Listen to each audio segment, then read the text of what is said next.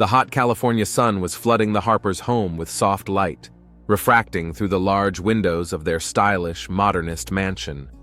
The sleek designer furniture, glass tables, and paintings on the walls showed that the owners were not only successful, but also had excellent taste. Rachel Harper walked through the house, enjoying the silence.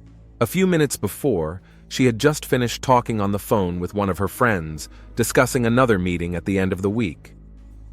There was nothing unusual about this meeting. Such meetings had become a familiar part of her and James's life in their open marriage. Rachel looked stunning, slender, with sleek, dark hair that was neatly gathered into a high bun. Her face radiated confidence and calmness, traits she had carefully cultivated over the years. Despite her open outlook on relationships, she always remained the mistress of the situation, controlling her emotions and picking up on subtle changes in the moods of those around her. However, behind this calm exterior hid doubts that Rachel did not dare to bring out yet. From the beginning, her arrangement with James had seemed perfect. They'd discussed all the possible boundaries, agreed on the rules, and decided that they would trust each other. But as time went on, she began to notice subtle changes in their relationship, especially in recent months. James, her husband, had always been a man who radiated charisma. Tall, athletic, with a smooth baritone, he was the type of man who was always looked up to in any company. They had met at university and had been through ups and downs together ever since. James had a dream job. He dealt with investments, knew how to find favorable deals and build business relationships. Their open marriage became for many friends an example of how to successfully build a family life, preserving individuality and freedom. However, Rachel began to notice that lately James was often withdrawn from her emotionally, although physically they still maintained intimacy. Sometimes she caught him brooding, as if his thoughts were wandering somewhere far away. Rachel didn't understand what was wrong, but anxiety was beginning to creep into her heart. Meanwhile, James had been hiding a serious problem from her for months. He'd gotten into gambling.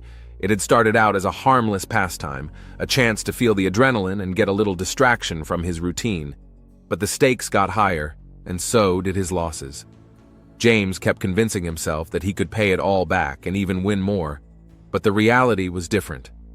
The debt began to grow, and now the amount was such that he didn't know how to tell Rachel about it. He was afraid of disappointing her, because amidst their open relationship, they had always prided themselves on honesty and lack of secrets. Over the weekend, as planned, they hosted guests. Couples began moving in after dinner, and soon the house was filled with laughter, conversation, and the sound of champagne glasses. Parties among their friends were always relaxed and casual. Everyone knew their boundaries. No one asked too many questions. This time, a new couple, Leon and Vanessa, who had recently joined their circle, attracted special attention. Leon was a tall, slightly muscular man with a friendly smile. His calm demeanor was immediately sympathetic. He possessed that magnetic charisma that could not go unnoticed, especially by women. Vanessa, his wife, looked more reserved, but her manners spoke of good taste and self-confidence. They seemed to fit in quickly, bringing something new and fresh to Harper's company. James looked at Leon with interest, sensing that there was something special about this man. They exchanged a few sentences, discussing investments, sports, and common hobbies. Leon appeared to be a man with multifaceted interests and a strong character that commanded respect. However, beneath that outer shell lurked a much more complex person, and James hadn't yet realized how dangerous this friendship could become. Rachel watched them from a distance, noticing the friendship that was quickly forming between them. She herself was fascinated by Vanessa, who, despite her reticence, proved to be an interesting conversationalist. The women discussed topics ranging from art to travel, which seemed to Rachel the perfect way to distract herself from the troubling thoughts of what her husband was hiding. After the party, when the guests had dispersed, Rachel and James were alone in their spacious living room. She looked at him, trying to catch something in his facial expression. He looked tired, but not physically. It was more of an emotional exhaustion that she couldn't help but notice. "Are you okay?" she finally asked, breaking the silence. James smiled, but his eyes remained cold. "Yeah, I'm fine, just tired. A couple business matters on my mind." Rachel didn't insist, though a feeling was brewing inside her that something wasn't right. She knew she should trust him, After all, that was the foundation of their relationship. But her intuition told her that James was hiding something more than simple business issues. Later, when James went to bed, Rachel stayed on the veranda looking up at the night sky. Thoughts of the new couple, of Leon and Vanessa, and of her husband's strange behavior kept her awake. Vanessa, with her calm but somewhat detached demeanor, was also puzzling Rachel. Her intuition told her that this couple was not as simple as it might seem at first glance. But until Rachel knew what was troubling her, she remained an observer. She had some difficult discoveries ahead of her, but at this moment she couldn't have guessed how deep the problems their family would face. Several weeks had passed since the night Leon and Vanessa had first entered the Harpers' lives. Since then, they'd had time to bond with their new acquaintances, dinners together, get-togethers, casual conversations. Rachel couldn't help but notice how easily Leon and James found a common language. It seemed that their new friendship was surprisingly natural, even too fast. However, behind the outer facade of carefree encounters, tension was building up. James could feel the noose around his neck tightening slowly but surely. The debt he had been accumulating over the past few months had reached a critical point. He found himself backed into a corner. At first, he had tried to convince himself that he could get out of it, as he had done so many times before. But now the situation was out of control. Each game, each bet in which he invested his last money, brought more and more losses. Leon quickly began to show his true colors. At first it was soft, almost imperceptible hints, friendly advice that sounded harmless enough. But each time James failed to fulfill a promise, Leon's tone became harsher.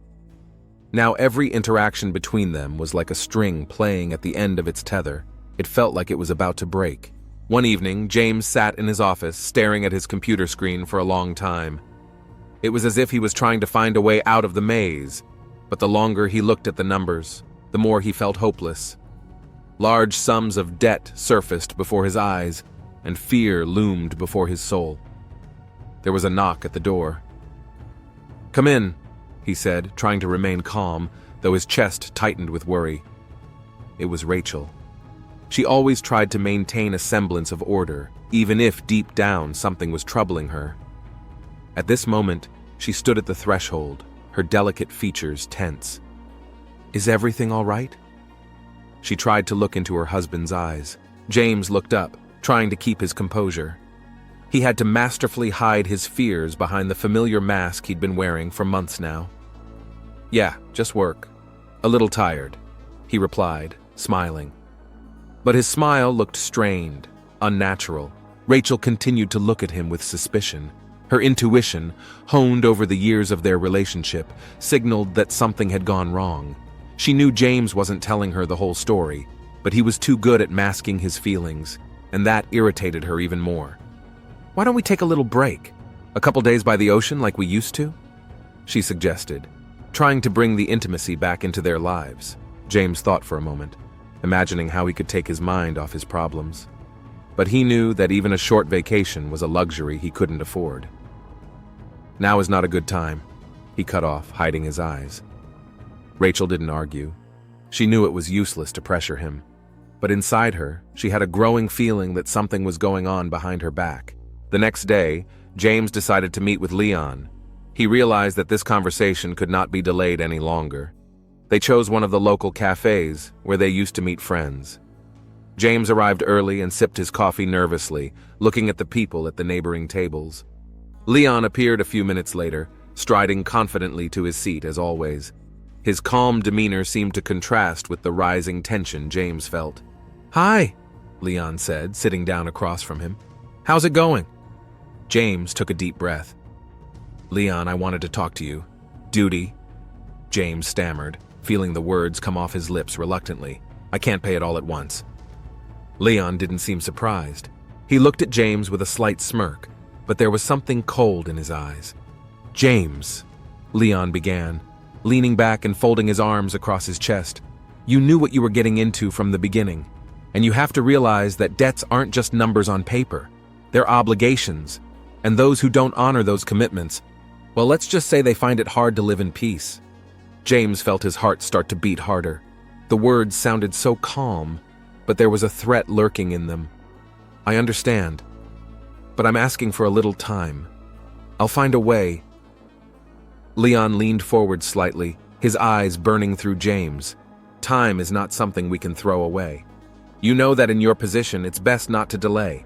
I don't want anyone to get hurt, especially you, James, but you have to pay the money back. And fast. James felt a wave of panic come over him. He knew Leon didn't throw words to the wind. This meeting was a final warning, and he had very little time left to find a solution.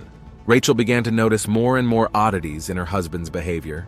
He became distant, staying late at work more often or spending time in his office without giving her access to his thoughts.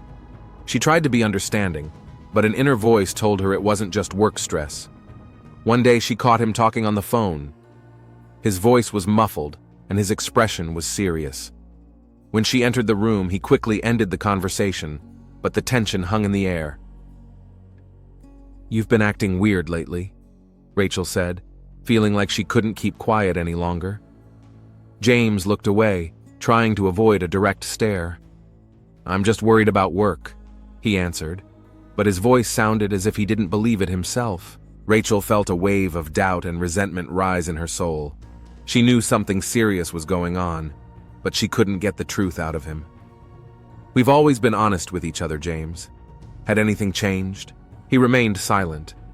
In that moment, James realized he couldn't hide his problems from her anymore, but to tell her everything now would open the door to disappointment and the destruction of their relationship.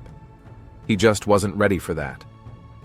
"It'll be okay," he said only, reaching out to touch her shoulder. But the gesture was just another attempt to hide his growing panic. Rachel didn't insist. She stepped away from him, leaving him alone with his secrets. Her trust, which they had been so proud of, was beginning to crack like thin ice under her feet.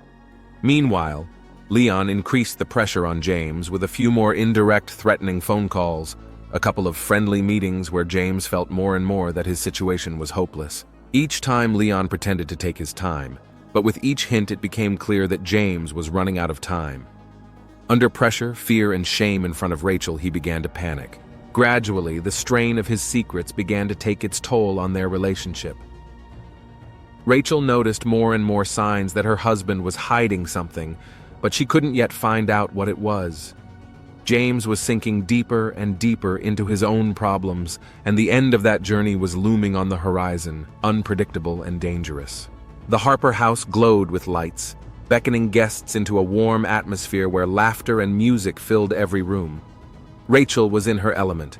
She adored such evenings, where everyone was in the center of attention, discussing the latest events, and on their faces there was not a shadow of anxiety. But this time, despite her outward joy, something inside her wasn't right. She'd felt it for the past few weeks, something heavy, as if an invisible threat loomed over their home. James, unlike his wife, seemed nervous. His face was often distorted by a strained smile, his movements sharp and nervous. He couldn't help but notice Leon and Vanessa, who kept nearby, discussing something in their small company. They seemed to be waiting for the moment to approach him. The evening was moving along, but James felt like he couldn't relax. Every time Leon's gaze slid over him, he felt an uncomfortable pressure on the back of his neck. Leon, outwardly carefree, however, maintained a predatory gaze. From time to time, he met James's eyes meaningfully, and those glances made James feel fear clench in his chest. He knew the man had no intention of waiting any longer. The debt James had accumulated now hung over him like a death sentence. A few hours later, when the party was in full swing, James retreated to a small room upstairs, away from the crowd. He needed a few minutes to gather his thoughts. He was tired of holding it all in, the fear of debt, the fear of Leon, who he felt was breathing down his back. The room was in semi-darkness, and James sat down in a chair, closing his eyes. Suddenly, the door was ajar, and for a moment he tensed, but no one entered. Only a faint creak remained echoing from that strange sound. He got up, walked to the door, and cautiously peered out into the hallway, but the hallway was empty. He felt his heart pounding with anxious thoughts and decided to go back to the party. He needed a distraction, perhaps something else to drink to take away the anxiety. Walking down the stairs, he met Vanessa on the way. She cast a cold glare at him, and James realized that these people weren't going to leave him alone. They were everywhere, watching, pressuring, not letting him breathe freely. But for now, he could still hide his fears from Rachel and the guests. A little later, Rachel suddenly noticed that her husband hadn't been seen anywhere for a long time. She looked around several rooms for James, but couldn't find him. An anxious look appeared on Rachel's face. She couldn't figure out where he could be, after all. He was just as responsible for this party as she was. Trying not to arouse the suspicion of the guests, she continued to look for her husband. On her way to one of the upper rooms, she ran into Leon. He was standing on the stairs and glanced at Rachel with a faint smirk. "Have you seen James?" she asked, clutching the handle of her glass a little tighter than necessary. "He's around here somewhere," Leon answered calmly, looking her straight in the eye. "I think he'll show up soon." Something in his voice made her feel uneasy, but she decided not to continue the conversation. Perhaps James had just gone out for some air or to talk to someone outside. After a while, one of the guests, unable to find the restroom on the first floor, went up to the second floor, where he came across the very room James had gone to earlier in the day. The door was ajar, and he entered without hesitation, believing he could use the room, but what he saw made him freeze in place. James was lying on the floor, his body motionless, and his face frozen in an expression of panic. His guest stared at him for a few seconds, unable to comprehend what was happening, then, coming to his senses, jumped out of the room screaming. "Someone!" he shouted, running downstairs where he was surrounded by other guests. "Someone should call an ambulance! He's dead!" Rachel, hearing this, froze. Her heart slowed, and everything swam in front of her eyes. She threw down her glass and rushed up the stairs, making her way through the crowd that was already gathering on the second floor. As she entered the room, she saw James lying on the floor. His body was lifeless, his eyes were closed, and his whole figure seemed strangely contorted. She rushed to his lap, trying to feel for a pulse, but felt nothing. "James!" she screamed, her voice breaking into high notes. "James, please say something!" Her screams echoed through the walls of the house, but no one knew what to do. Guests crowded around the door, discussing what had happened. Someone started to call an ambulance, but there was a sense of panic in the air. One of Rachel's friends walked over to her, trying to calm her down, but Rachel couldn't stop shaking her husband's breathless body. He was dead, and she couldn't believe it. When the doctors arrived on the scene, the guests had already started to disperse. No one could explain what had happened. All they could say was that James had been found in an empty room where no one had seen him. Leon and Vanessa had discreetly fled the party shortly after the body was discovered without drawing attention to themselves. No one saw who was the last person to speak to James. Police arrived at the scene of James's death hours after the guests began to disperse. The Harper house, which had recently been ablaze with the lights of merriment, now looked gloomy and empty. Shadows lay on the hallways and walls as a symbol that there was no more room for joy in this story. Rachel was in a daze, her gaze wandering blankly around the room where her husband's body had recently lain. The detectives leading the investigation wasted no time. They had originally wanted to write it off as an accident, but something about the details didn't add up. James was found in a room with no obvious signs of violence, and the first assumption that it was a heart attack seemed logical. But as the experts examined the scene, questions arose. One of the first oddities was that the room where James was found was too clean. At first, no one paid attention to this, but then it became clear that the room looked as if it had been thoroughly cleaned recently. There was no dust or signs of struggle on the floor, which made the detectives wary. Moreover, the door to the room was ajar, but no one could say for sure who had seen James last or when. Rachel sat in the living room, still not believing what had happened. Next to her was Detective Marcus Ellison, the senior officer who was in charge of the case. He was a man with a wealth of experience in the homicide department, but this situation was not as simple for him as it might have seemed at first glance. "Mrs. Harper," Marcus began, trying to get Rachel's attention. "I need to ask you some questions." She nodded, still in shock.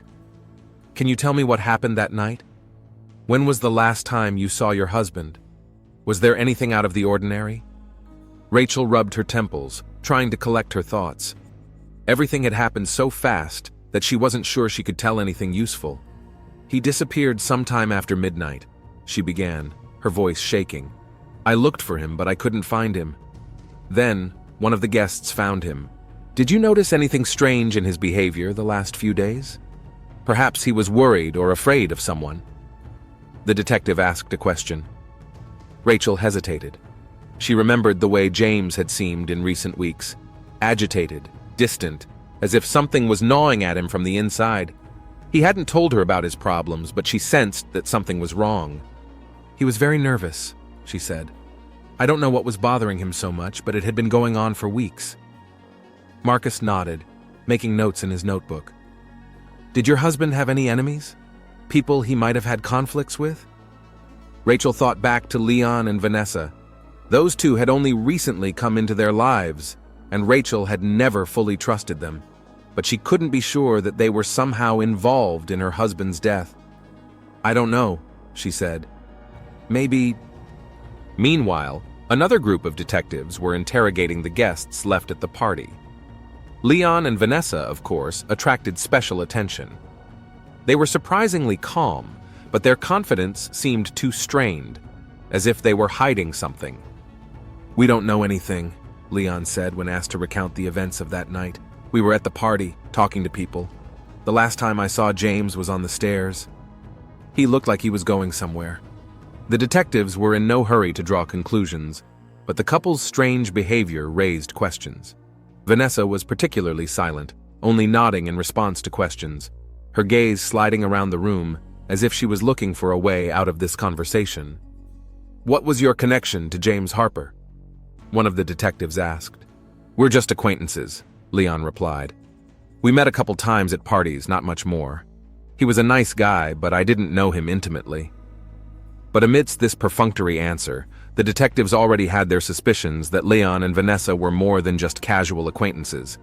Detective Marcus Ellison returned to his desk, analyzing what he had heard.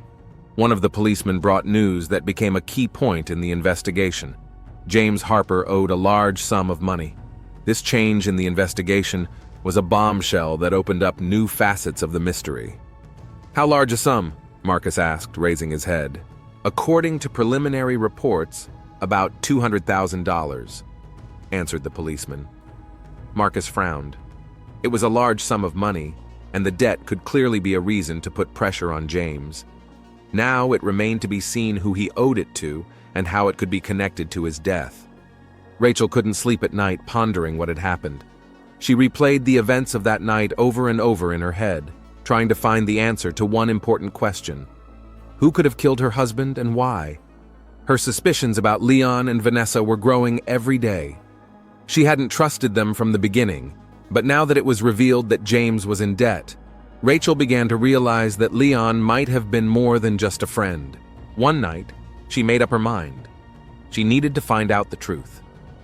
She picked up her phone and found the number of a private investigator who could help her find out what was behind James's death. Marcus was a good cop, but Rachel knew the official investigation could drag on for months. She needed to act on her own. In the meantime, the detectives continued to gather evidence. They found several documents that confirmed the fact that James owed debts to private individuals. Among these papers, a name popped up that no one had noticed before: Leon Wilson. This discovery was not a surprise to the investigators, but now they had real evidence of Leon's connection to the deceased. Marcus decided to put pressure on Leon. Soon he was called in for questioning at the station. Leon looked confident, but the nervousness in his eyes was noticeable. Leon's interrogation began as a routine procedure. He sat at a table in the interrogation room, outwardly calm, but with a subtle tension in his eyes. "We know that James Harper owed you money," Marcus began calmly, "and that puts you under suspicion." "Yeah, I didn't kill him," Leon began to justify himself. "Yes, he owed me money, but I just wanted him to pay me back." "How do you explain his death?" The detective kept his eyes on him. "It wasn't my fault," Leon cried out, his voice shaking. "I just wanted to scare him, make him pay the money back, but I didn't touch him." "Do you realize that his death wasn't just an accident? You were the last person to see him alive." Leon was silent, his face pale. "So, Leon," Detective Harris began, leaning on the table, "tell me again what you were doing that night." "Like I said," Leon replied with feigned equanimity, "Vanessa and I were at the Harper's party. We left early when things got tense. I didn't even know anything had happened to James until I heard about his death.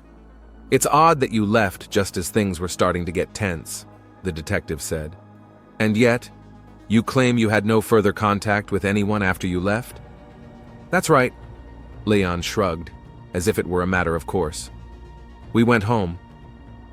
What else is there to say?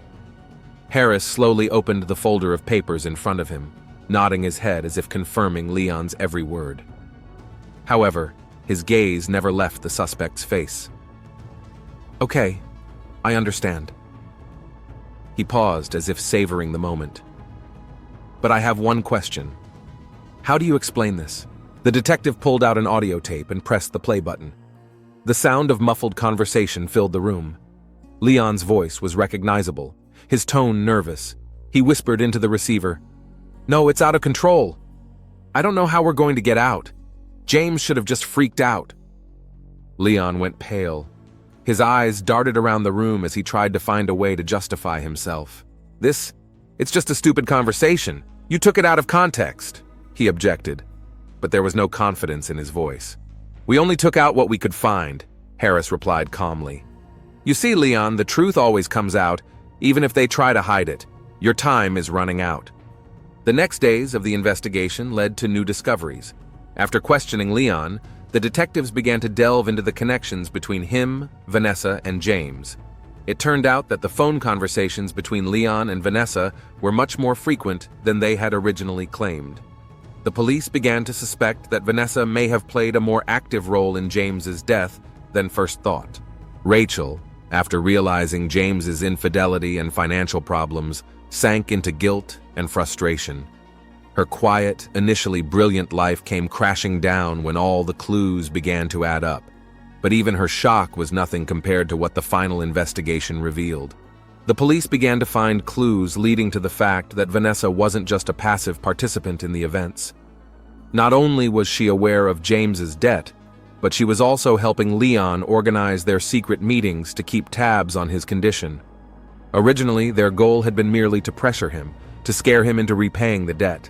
But Vanessa had always been a little more ambitious than it might have seemed at first glance. And so, at the very climax of the interrogations, when Vanessa was called in for another interrogation, she finally broke down. Pressed by evidence and facts, she admitted that their plan went awry when Leon became overly aggressive, leading to tragedy. She tried to keep the situation under control, but James started to panic and suddenly everything changed. "It was an accident!" she screamed, tears streaming down her cheeks. "We just wanted to scare him into paying the debt. I didn't want it to get to the point of death." However, things became clearer for the detectives. Vanessa and Leon became too caught up in their role. They began to enjoy controlling James, manipulating his fears.